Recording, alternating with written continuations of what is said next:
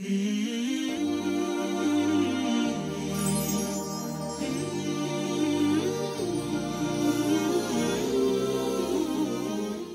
نام خداوند بخشنده و مهربان. و بعد السلام علیکم دوستان عزیز و ارجمند. دوستان گرامی، مقصد از ثبت برنامه امروز اجرای درخواست دوستانی است که خواهش کردند در بیان ماهیت، فرضیت و اهمیت زکات، این عبادت بزرگ مالی اسلام، چیزی گفته شود و احکام فقهی آن بیان گردد. با کمک و توفیق خداوند این لحظه ها اطراف این موضوع با شما خواهیم بود. دوستان عزیز، قبل از همه باید دانیم که محتاجان و بینوایان بارگران جامعه ها نیستند، بلکه مایه امتحان توانگران و زمینی خوبی برای کاشتن اجر و ثواب دارنده ها هستند. امام بزرگوار فقه و حدیث، امام نامور سفیان ثوری، چون محتاجی را پشت در خود می دیدند می گفتند مرحبا و کسی که برای شستن گناهان من آمده است. از مادرمان عایشه صدیقه رضی الله عنها روایت می کنند که چون انفاق می کردند دینار و درهم خود را مشک مالیده بعداً صدقه می کردند. چون از عادتی ایشان پرسیدند، سبب پرسیدند چرا چنین می کنید؟ گفتند این مال من قبل از اینکه به دست بینوا و فقیر رسد به دست خداوند می رسد، به دست خالقم می رسد. من می خواهم مال من در حال به دست خالقم رسد که خوشبو باشد. خداوند عزوجل در ده ها آیه قرآن بندگان را به انفاق مال، خرج مال برای محتاجان و بینوایان امر کرده، تشویق و ترغیب نموده است. یکی از این آیات ها آیه جالبی است که خداوند به این شکل خطاب کرده به بندگان، گفته و آتوهم من مال الله الذی آتاکم، و آنان را یعنی بینوایان را، محتاجان را از مال خدا که در دست شماست بدهید. یعنی به حقیقت ای بندگان من، خداوند گفته ایستاده است ای بندگان من، به حقیقت آن مال من است.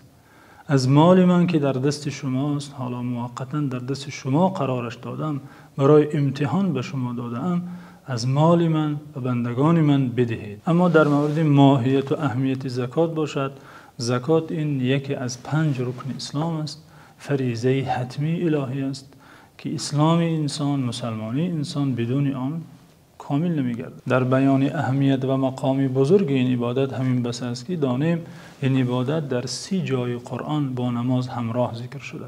و اقیموا الصلاة و آتوا الزکاة، نماز را برپا دارید و زکات پرداخت کنید. این قرین نماز است. هر کجا خداوند به نماز که مهمترین وظیفه بندگی است امر کرده، همانجا بندگان را به پرداخت کردن زکات نیز امر کرده است. این پیامبر صلی الله علیه و سلم در 10 ها حدیث خود تأکید بر ادای زکات نموده، از خودداری و پرداخت نکردن آن وعیدهای شدید دادند. هر کی دارای نصاب باشد که مقدار آن را بیان خواهیم کرد، ولی حق فرضی آن مال را که زکات از پرداخت نکند، به فرضیت زکات اعتراف داشته باشد، قبول داشته باشد، ولی پرداخت نکند، فاسق عنوان میگیرد در شرع. و هر کی فرضیت زکات را انکار کند، رد کند، از دین خارج میگردد. از اهمیت و مقام بلند زکات این است که این عبادت نه تنها بر امت آخرین، امت محمد صلی الله علیه و سلم فرض گردیده است، بلکه به امتان پیشین نیز فرض بود، البته با تفاوت در شرط ها و مقدار آن، اما فرض بود. خداوند عزوجل از سخن حضرت عیسی علیه السلام که به قومش میگفت نقل کرده، فرموده و جعلنی مبارکا اینما کنت و اوصانی بالصلاة والزکاة ما دمت حیا. حضرت عیسی و قومش گفت که خداوند مرا با برکت گردانیده، به مردم نفع رسان گردانیده است و مرا تا آنگاه که زنده هستم، مادام در قید حیات هستم، به ادای نماز و پرداخت کردن زکات امر نموده است.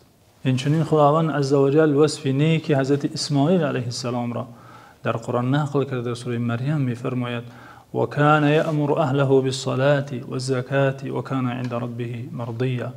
یعنی او اسماعیل خاندان خود را به ادا کردن نماز و پرداخت کردن زکات امر میکرد. اما در مورد فرضیت زکات باشد دوستان عزیز، زکات در مکه مکرمه در آغاز اسلام فرض گردیده بود، اما مقدار معینی نداشت.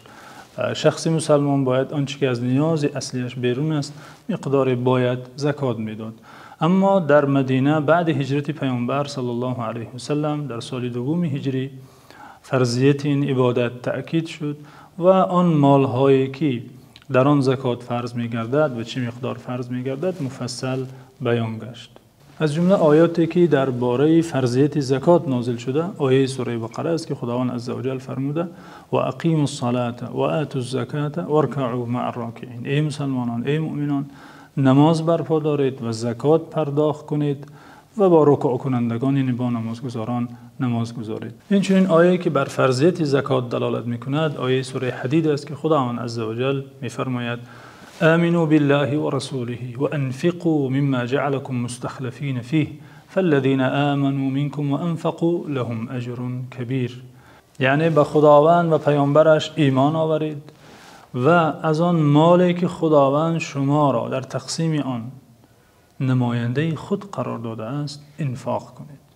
بیشک کسانی که ایمان می آورند و انفاق مال می کنند برایشان اجری بزرگ یعنی جنت است. اینچنین خداوند عزوجل و پیامبر صلی الله علیه و سلم خطاب نموده، سپارش داده، فرموده خذ من اموالهم صدقه تطهرهم و تزکیهم بها. یعنی ای پیامبر از مال آنان زکات بگیر که بدین وسیله آنان را پاک سازی و رشد و پرورش دهی. اینچنین در احادیث پیامبر صلی الله علیه و سلم نیز بر فرضیت این عبادت تأکید شده. از جمله حدیثی مشهوری که از عبدالله بن عمر روایت می شود فرستاده خدا صلی الله علیه و سلم گفتند بنی الاسلام علی خمس شهادت ان لا اله الا الله و اقام الصلاه و ایتاء الزکاه و صوم رمضان و حج البیت. اسلام بر 5 رکن بنیاد شده است، بنا یافته است. گواهی دادن که خداوند یگانه است، پیامبر صلی الله علیه و سلم فرستاده اوست و برپا داشتن نماز و پرداخت کردن زکات و روزه داشتن رمضان و حج کردن خانه کعبه. یعنی زکات یکی از 5 رکن اساسی دین مبین است. زکات دوستان عزیز در خود مقصدهای بزرگی دارد، مرامهای والایی دارد که به پرداخت شدن این عبادت مالی در جامعه آن مقصدهای عالی تحقق می‌یابد. دوستان گرامی، آنگونه که زکات این عبادت مقدس الهی، این فرض حتمی الهی راه حل بسیار مشکلات جمعیتی و اقتصادی است و فقر و بینوایی را از بین میبرد و یا کم میکند، در هیچ نظام بشری چنین راه حلی وجود ندارد. در آن آیه که در بالا ذکر کردید خداوند عزوجل به بعضی مقصد و مرامهای زکات اشاره کرده، فرموده خذ من اموالهم صدقه تطهرهم و تزکیهم بها. یعنی از مال آنان زکات بگیر که بدین وسیله آنان را پاکسازی نمایی. فقها و مفسرین میگویند زکات 3 چیز را پاک میسازد. اول مالی توانگر را از حرام گردیدن پاک میسازد و به آن مال رشد و برکت و نمو میآورد. دوم قلبی توانگر را از خصلت بخل و حرص بر مال پاک میسازد و او را بر عطا کردن انفاق کردن عادت میکناند. سوم چیزی که زکات پاک میسازد این قلبی نیازمندان و فقیران است که از حس بدبینی نسبت به دارنده ها، از حس آرزوی زوال نعمت آنان قلبی محتاجان را پاک میسازد و در قلب آنان حس نیکی، منتداری و دعای خیر به توانگران ایجاد میکند. دیگری از مقصد و مرامهای زکات این برطرف شدن نیاز محتاجان و سیر شدن گرسنگان است که البته از بزرگترین مقصد و مرامهای دین مبین در قانونگذاری هایش است. دوستان عزیز، زکات اینچنین در کم و کاسته گرداندن جنایت ها نقش مهم دارد، سهمی بزرگ دارد. وقتا فقیر و محتاج از حساب زکات حق خود را میگیرد و گرسنگی او و نیاز او برطرف می شود، البته تا حد دیگر در فکر جنایت صادر کردن و ربودن مال دارنده ها و دزدی صادر کردن، البته که از این افکار تا حد باز می ایستد. با پرداخت شدن زکات اینچنین دین و دعوت تقویت می یابد و تعلیمات دین به مردم به شکل بهتر و بیشتر می رسد، زیرا که از مصرف های زکات فی سبیل الله، یعنی راه خداست. راه خدا که شامل غازیان است که با سلاح از دین حمایه می کنند و یا کسانی که با قلم از تعلیمات دین حمایه می کنند، دفاع می کنند. مادام زکات این گونه مقامی بلند در دین دارد و مادام این گونه فریضه حتمی الهی از رکن دین است، گناهی پرداخت نکردن آن چگونه است؟ البته در قرآن و احادیث به این سوال جواب آمده است. خداوند عزوجل در سوره توبه فرموده والذین یکنزون الذهب والفضه ولا ينفقونها فی سبیل الله فبشرهم بعذاب الیم. یوم یحمى علیها فی نار جهنم فتکوی بها جباههم و جنوبهم و ظهورهم، و کسانی که طلا و نقره خود را و اینچنین هر نوع دارایی و ثروت خود را جمع کرده زکات آن را پرداخت نمی کنند، ای پیامبر آنان را به عذاب دردناک مژده بده، خبر بده. روز قیامت با آن گنج و سیم و زرشان آتش افروخته می شود و چون تفسان شود آن را به پیشانی آنها، به پهلوی آنها، به پشت آنها داغ کرده گذاشته می شود. با آنان گفته می شود این همون سیم و زر، این همون گنج خود شماست که ذخیره کردید، اندوختید و زکاتش را ادا نکردید، امروز طعم تلخ آن را بچشید. اینچنین امام بخاری از ابو هریره رضی الله عنه روایت کرده که فرستاده خدا صلی الله علیه و سلم در وعید شخصی که زکات مالش را پرداخت نمی کند فرمودند: من آتاه الله مالا فلم يؤد زكاته مثل له ماله يوم القيامة شجاعا أقرأ له زبيبتان يتوقه يوم القيامة ثم يأخذ بلهزمتيه ثم يقول أنا مالك أنا كنزك. یعنی خداوند به هر که مال دهد ولی او زکاتش را پرداخت نکند، مالش در روز آخرت به صورت مار سیاه زهردار می درآید، مبدل می شود که در بالای دو چشمش دو نقطه سیاهی وحشتناک دارد. بعضی شارحان حدیث له زبیبتان گفتن دو دندانی پیش دارد که از دهانش برآمده است. به گردن آن صاحب مال می پیچد و می گوید من مال تو هستم، من همون گنج تو هستم. پیامبر صلی الله علیه و سلم این صحنه دهشتناک را نقل کرده، سپس این آیه سوره آل عمران را تلاوت کردند: ولا يحسبن الذين يبخلون بما آتاهم الله من فضله هو خير لهم بل هو شر لهم سيطوقون ما بخلوا به يوم القيامه. یعنی و کسانی که در آن چیزی که خداوند به آنان از فضلش عطا کرده است بخل می‌ورزند، حق آن را ادا نمی‌کنند، گمان نکنند که این عادتشان به نفع آنان است بلکه به زیان آنان است. به زودی آن مالی که بخل ورزیدند آن را اندوختند به شکل طوق و زنجیر در گردن آنان خواهد بود و وسیله آن عذاب داده خواهند شد. ولی دوستان عزیز و گرامی، این همان بعضی از آیات و احادیث است که در مورد این عبادت بزرگ وارد شده آمده است و این است مقام و منزلت و اهمیت این عبادت در دین مبین. سوالی که مطرح می شود این عبادت به کی فرض است؟ چه شخصی می باید زکات پرداخت کند؟ البته این زکات، این عبادت مالی نه به همه مسلمانان فرض است، بلکه برای فرض کردن آن شرط های معین است که ذکر خواهیم کرد. نخستین شرط برای فرضیت زکات این اسلام است، یعنی شخص مسلمان باشه. به غیر مسلمان زکات طبیعی که فرض نیست. شرط دیگری زکات این بلاغت است، یعنی شخص باید به بلاغت رسیده باشد. بنابراین کودک اگر رفته در نامش در حسابش مال و اموال زیادی هم داشته باشد، طبق مذهب حنفی برای او زکات فرض نمی‌گردد. شرط سومی زکات این دارای عقل و هوش بودن است، یعنی شخصی اگر مال و اموال زیاد هم داشته باشد به نامش اما از عقل بیگانه باشد، زکات از ذمه او ساقط است، فرض نیست. شرط چهارمی فرض گشتن زکات این داشتن نصاب است. نصاب همان مقدار معین مال که شریعت آن را تعیین کرده، در هر مال مقدار معین دارد که بیان خواهیم کرد. شخص مسلمان اگر آن مقدار را داشته باشد سپس زکات برایش فرض می‌گردد. اگر داراییش از آن نصاب، از آن حد، از آن اندازه کمتر باشد زکات برایش فرض نیست.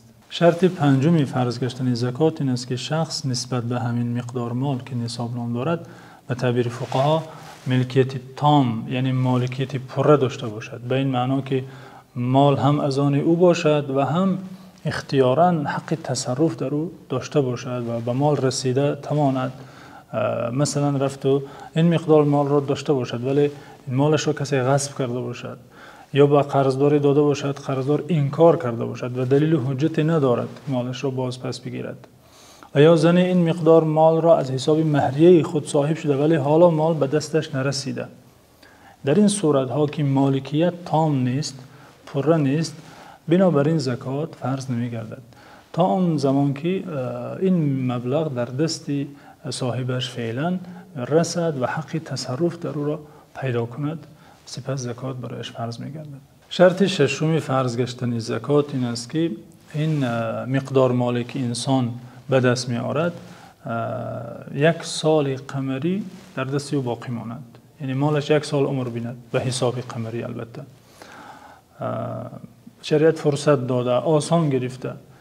چون که اگر در میان سال صرف شود، خرج شود، به این معناست که انسان خودش نیازمند است. اگر یک سال باقی ماند و یا لااقل در دو طرفی سال پره باشد، در میان کم شود دوباره پره شود، زکات فرض است. اگر 11 ماه حتی نصاب داشته باشد و یک ماه مانده به سال پره پولش صرف شود، خرج روزگارش شود، زکات برای او فرض نمی‌گردد. البته که شخص میتواند زکاتش را پیش از اینکه مالش یک سال عمر بیند پرداخت کند. مثلا هنوز یک چند ماه است که صاحب نصاب شده، حالا یک سال نشده که زکات برایش فرض گردد، لیکن شریعت اجازه داده در چنین صورت که شخص مسلمان این فریضه را پیش از وقتش ادا کند و چون یک سال می شود الکی زکات از ذمه او ساقط است. شرط هفتم برای فرض گشتن زکات این است که این مقدار مال از نیازهای اساسی شخص بیرون باشد، زیادتی باشد. در نیازهای اساسی می دارد خانه استقامتی، ماشین سواره، لباس ها، اشیای خانه، همه این چیزها را انسان باید فراهم کند. بعد از این اگر مالش زیادتی کند به این مقدار معین و یک سال سپری شود، سپس برایش زکات فرض می گردد. شرط هشتم برای فرض گشتن زکات این است که شخصی که نصاب دارد به مقدار نصابش و یا به مقداری که نصابش را کم می کند از کسی قرضدار نباشد. به این معنا که فرضاً اگر 35,000 سامانی نصابی امسالی که در کشور مقرر گشت داشته باشد ولی عین زمان 5,000 سامان از کسی قرضدار است، مال او در حقیقت 30,000 سامان حساب می شود، 5,000 دیگری او حقی کسی دیگر است.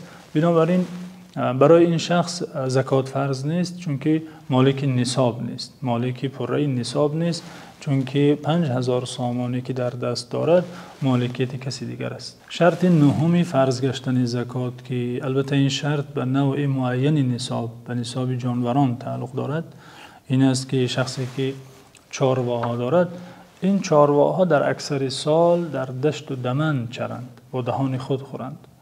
اما اگر چنان باشد که نیم سال برابر و یا از نیم سال بیشتر صاحبش در خانه از علف غن داشته آنها را سیر می کند، بر چنین مال زکات فرض نمی گردد. برای صحیح شدن زکات چند شرط است که باید رعایت شود. این شرط ها اگر رعایت نشوند زکات ادا نمی یابد، صحیح نمی شود.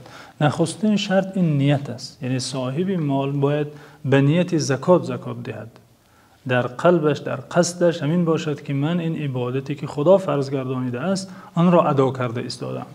به وقتی که مالش را حساب می کند، مال زکات را جدا می کند، آنگاه نیت کند، یا به وقتی که به فقیر می دهد. و یا اگر در این دو حالت نیت نکرده باشد ولی مال در دست فقیر هنوز باقی باشد، می تواند نیت کند.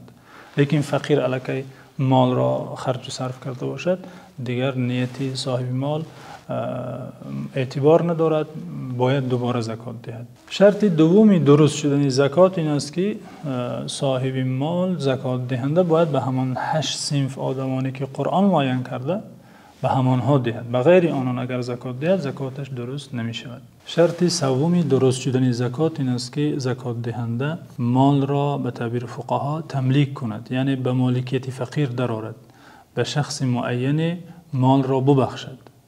بر اساس این شرط فقها میگن اگر شخص با مال زکاتش راه سازد، مسجد بنیاد کند، مکتب سازد، زکاتش ادا نمی شود چون که به کسی معین مالش را نداده.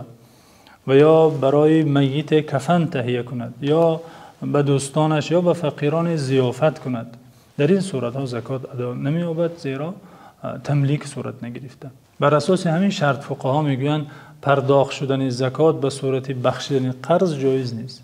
یعنی فقیر، یک چند فقیر از توانگری قرض دارند و این توانگر میگوید من فلان مقدار پولم را از شما گذشت کردم در عوض زکاتم.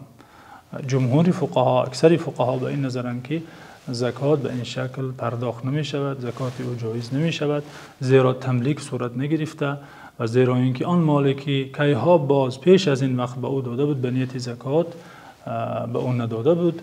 بنابراین باید زکات به شکلی فعلا دادن پول به فقیر صورت گیرد. بلی رفت اگر این توانگر به فقیر زکاتش را برآورده دهد و اون فقیر دوباره پولی قرضش را به خود این توانگر دهد باکی ندارد، جایز است، ولی گذشت کردن از یک حصه قرض به نیت زکات نزد جمهور فقها جایز نمی شود. در مورد مصرف های زکات باشد، زکات 8 مصرف دارد که می توان در همه این مصرف ها یا در بعضی آن زکات را پرداخت کرد. این مصرف ها را خداوند عزوجل در سوره توبه مشخص بیان کرده فرموده است: انما الصدقات للفقراء والمساكين والعاملين عليها والمؤلفة قلوبهم وفي الرقاب والغارمين وفي سبيل الله وابن السبيل فريضة من الله والله عليم حكيم. این همان 8 مصرف است که شخص زکات دهنده می تواند به همه آنان یا به قسم آنان و به یک نفری از میان آنان زکاتش را ادا کند. فقیر یعنی شخصی که مالش از حد نصاب کمتر است، مسکین کسی که چیزی ندارد، العاملین علیها کسانی که در اداره صندوق زکات مشغول کار هستند، مؤلفت قلوبهم یعنی کسانی که امید از اسلام دارند و یا اینکه به خاطر ضرر نرساندنشان به اسلام مسلمانان به آنها جایز است که زکات داده شود. این چنین الغارمینش کسانی که قرضدار باشند و یا برای آزاد کردن غلام می توان زکات پرداخت کرد. این چنین فی سبیل الله یعنی در راه خدا که شامل غازیان است که در راه نبرد دین خدا هستند و یا کسانی که به طلب علم و نشر دین و دعوت مشغولند. و ابن سبیل یعنی مسافری درمانده که گرچنده که در خانهش مال دارد ولی در راه مانده و توانی بازگشت به خانهش را ندارد، مصرف زکات است، می توان آن را یاری کرد تا به خانهش برگردد. به چه کسانی جایز نیست که مال زکات داده شود؟ به پدر و مادر، بابا و بیبی، بابا کلان، بیبی کلان، به فرزند، نبیره ها، عبیره ها. به همسر نمیتوان زکات داد، همسر به شوهر نمیتواند زکات دهد، چون که این کسان نفقهشان بر ذمه کسی است. زکات را باید به کسی بیگانه فقیری دهد. بر برادر و خواهر و عمه و خاله و فرزندان آنان میتوان زکات داد، بلکه بهتر است، چون که در حدیث آمده این چنین صدقه، این چنین زکات هم اجر صدقه دارد و هم اجر صله رحم دارد. این چنین به بنی هاشم یعنی خاندان نزدیک پیامبر صلی الله علیه و سلم جایز نیست زکات داده شود، گرچنده که در این مسئله فقها اختلاف نظر دارند. و این چنین به غیر مسلمان، چون که زکات عبادت است و تؤخذ من اغنیائهم و ترد الی فقرائهم، از توانگران مسلمانان گرفته به فقیران مسلمانان باید ادا شود. اینجا چند مسئله است که شایسته است دانسته شود. نخست اینکه چند نوع مال است که در آن زکات فرض است. نخست در مالهای نقدی یعنی پولهای ورقی رایج هر کشور، طلا و نقره. این چنین در مالهای تجارتی یعنی مال و کالای تجارتی، چه منقول باشد چه غیر منقول، خانه و ماشین، زمین و دکان و یا خوراکه و لباس، هر چیزی که انسان به مقصد فروش و سودا میخرد در مالکیتش هست، مال تجارت هم محسوب می شود و زکات دارد. دیگر نوع مالی که زکات در آن فرض است دارایی چارواست، یعنی در مالهای میده و گاو و شتر. در مورد اسب اختلاف نظر فقها است. نظر امام ابو حنیفه این است که اسب نیز اگر برای سواری صاحبش یا بارکشی نباشد، برای نسل گیری و پرورش باشد زکات دارد. اینجا باید قید کرد که مال و کالای تجارتی را باید به نرخ فروششان نرخ گذاری کرده زکات پرداخت کرده شود، نه به نرخ خریدشان که شاید به نرخ کمتر یا بیشتر خریداری شده باشند. آن لحظه که میخواهد زکات دهد آن صاحب کار، در آن شب و روز به آن نرخ باید نرخ گذاری شوند، قیمت آن برآورده از آن باید زکات ادا کند. مسئله دیگر این که زکات دهنده را شرط نیست خبر کند به فقیر که این مال من مال زکات است، این را بپذیر. به هر شکل و صورت میتواند مالش را به فقیر بینوا رساند. مهم تملیک مالک ساختن فقیر صورت گیرد و مهم در دلش صاحب مال زکات دهنده قصد ادای این فریضه الهی را داشته باشد. مسئله دیگری که جا دارد قید شود این است که درست است رمضان ماه انفاق و ماه سخاوت است، اما باید دانیم که پرداخت کردن زکات به ماه رمضان هیچ تعلقی ندارد، بلکه این روزه‌داری است که در ماه رمضان باید صورت گیرد. اما زکات آن وقت باید پرداخت شود که وقتش فرا رسد و وقت زکات این است که نصاب کس بر نصاب کس یک سال قمری سپری گردد. شخصی که صاحب نصاب می شود منتظر می شود همین که مالش یک سال عمر رو بیند به حساب قمری باید زکاتش را ادا کند، نه وابسته که در کدام ماه قرار دارد. و اگر رفت و یک ماه بر رمضان مانده باشد، برای او اجر و ثواب این است که یک ماه پیش از رمضان پرداخت کند و منتظر رمضان نشیند، چون که تأخیر کردن فرض جایز نیست. برای او همان لحظه فرض گردیده است که زکاتش را ادا کند. مسئله دیگر، صاحبکار دهها دکان و ماشین ها و زمین ها دارد که کار تجارتش توسط این دکان ها و این انبارها، این ماشین ها صورت میگیرد. از این مال ها زکات نمیدهد، بلکه از درآمدی که از تجارتش به دست می آورد از اون درآمد باید زکات دهد.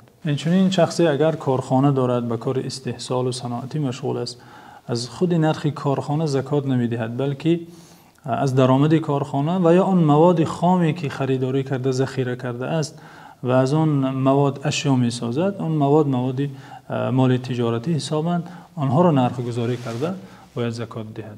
مسئله دیگر این که اگر شخصی از شرکت سهمیه خریده باشد، اگر سهمیه را به این مقصد خریده باشد که قیمت‌تر شود دوباره می فروشد، سهمیه او مال تجارتی حساب می شود، از نرخ آن باید زکات پرداخت کند. اما اگر سهمیه را نه به مقصد فروش بلکه به مقصد سهم شدن در شرکت و درآمد کردن از کار شرکت خریده باشد، در این صورت نه از نرخ سهمیه بلکه از درآمدی که از شرکت به دست می آورد و اگر به نصاب رسد بعد زکات پرداخت می کند.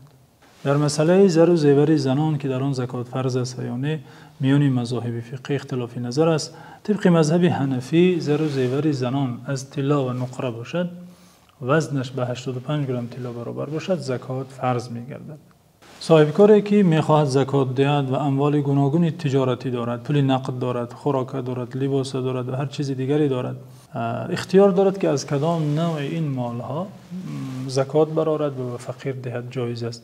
البته که خوب است منفعت فقیر را به نظر گیرد که به فقیر کدامش بهتر است، سودمندتر است، آن را ادا کند. ولی در جایز بودن زکات از هر نوع مالش که زکات برآورد جایز است. فقیهان در باب زکات قاعده دارند، میگویند فرع تابع اصل است. به این معنی که شخصی اگر صاحب نصاب گردد و در میانه سال باز پول دیگری درآمد کند، از راه درآمد تجارتش یا کسی به او تحفه کند یا از کسی میراث برد، این پولی که در میانه سال به دست می آورد بر پول اصلی او ضم شده، در آخر سال از همه این پولش زکات پرداخت می کند. طبق مذهب حنفی البته چنین است. یعنی بر مال جدیدش که شاید 6 ماه عمر دیده است، شاید 2 ماه عمر دیده، شاید نیست که 1 سال دیگر سپری شود، با سالگرد پول اصلیش همه یک جا حساب کرده می شود و زکات آن در مجموع پرداخت می شود. پرداخت کردن زکات آدابی دارد که زکات دهنده می باید آن را رعایت کند. نخست آداب زکات این است که زکات را پنهانی پرداخت کند تا آبروی فقیر، حیثیت فقیر را حفظ کند، نگه دارد. مگر در آن صورت که احتمال است به این مالدار که می خواهد زکات دهد دیگر دوستانش نیز اقتدا کنند، در این صورت می تواند آشکار دهد تا دوستان دیگرش نیز به او پیروی کرده به فقیران زکات دهند. اما در حالت طبیعی بهتر از زکات به شکل پنهانی به فقیر داده شود تا آبروی او، عزت نفسی او حفظ گردد. آداب دیگری زکات این است که شخص زکات دهنده با منت نهادن اجر و ثواب زکاتش را از بین نبرد. خداوند عزوجل فرموده لا تبطلوا صدقاتکم بالمن والاذى. شما اجر صدقات خیش را با منت نهادن و اذیت دادن فقیر از بین نبرید. آداب دیگری زکات این است که زکات دهنده به وقت ادا کردن زکات احساس فضل خداوند را کند، احساس شادی و فرح کند، مسرور باشد که خداوند او را از فضلش مال عطا کرده، بدین خاطر به دل گشاد به فقیران مال عطا کند و شاد باشد که خداوند او را از دهنده ها گردانیده، نه از محتاجان گیرنده. دیگری از آداب مهمی زکات دادن این است دوستان عزیز که زکات دهنده از میان مالش محبوب ترین، خوش صفت ترین و بهترینش را جدا کرده زکات دهد، چون که برای خداوند میدهد، در راه خدا میدهد. شایسته است که مال با صفت ارزشمند محبوب خود را برآورد. دیگری از آداب زکات این است که زکات دهنده برای پذیرفتن زکاتش کسانی را انتخاب کند که از خویش و تبارش باشند تا با پرداختن زکات پیوند خویشیش نیز استوار گردد، و یا کسانی باشند که از اهل تقوا و طاعت و عبادتند و یا طالب علمانند و یا دعوتگران راه دینند تا مال او باعث گردد که دین و دعوت تقویت یابد. دیگری از آداب زکات که به ذکر آن صحبتمان را خاتمه می‌بخشیم این است که آن مالی را که زکات دهنده جدا کرده زکات می‌دهد باید در چشمش ناچیز نماید، کوچک شمارد، چون که طاعت و عبادت در چشم صاحبش اگر کوچک نماید در نزد خداوند بزرگ می شود و اگر در چشم صاحبش بزرگ باشد در نزد خداوند ارزشش کم می گردد. به امید قبول همه نوع طاعت و عبادت ها دوستان گرامی و به امید سرفرازی و سربلندی در دنیا و آخرت. خدا نگهدارتان.